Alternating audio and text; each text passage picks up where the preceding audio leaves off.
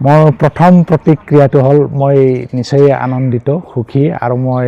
দ্বিতীয় প্ৰতিক্ৰিয়া হ'ল মোক এই যেটো পদ্মশ্ৰী সন্মানেৰে বিভূষিত কৰিছে সেইটোৰ কাৰণে মই ভাৰত চৰকাৰক মই ধন্যবাদ জনাইছোঁ আৰু লগতে যোৱা 2022 চনত অসম চৰকাৰে যি নেকি অসম গৌৰৱ বঁটাৰে বিভূষিত কৰিছে আৰু পুনৰবাৰ দহাৰি মই তেওঁলোকক মই ধন্যবাদ অসম চৰকাৰক মই ধন্যবাদ জনাইছোঁ। অসম বিশেষকৈ আমাৰ মুগাৰ কাৰণে বিখ্যাত আৰু উত্তৰ পূৰ্বাঞ্চল হ'ল এৰীৰ কাৰণেও ভৱিষ্যত থকা এটা শিল্প আৰু সেই এৰীটো আমাৰ হ'ল সংস্কৃতিৰ লগত জাতিৰ লগত এটা স্বাভিমান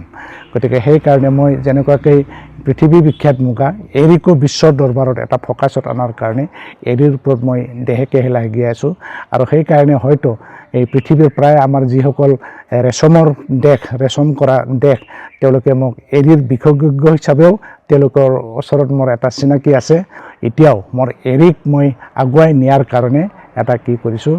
প্ৰতি বছৰে মে মাহৰ 1 তাৰিখে এৰী দিৱস পালন কৰা আৰু এইটো পালন কৰি আহি আছে আৰু এতিয়া আৰু মই নতুনকৈ এটা প্ৰচেষ্টা লৈছোঁ এই এৰীক লৈ যিহেতু আমি এৰীক GI টেগ পাবলৈও সক্ষম হৈছোঁ গতিকে এৰীক লৈ এটা ফেষ্টিভেল উৎসৱ এটা পাতি এইটো যেন ব্যৱসায়িক ভিত্তিত নিব পৰাকৈ এটা কিবা কৰিব পাৰোঁ।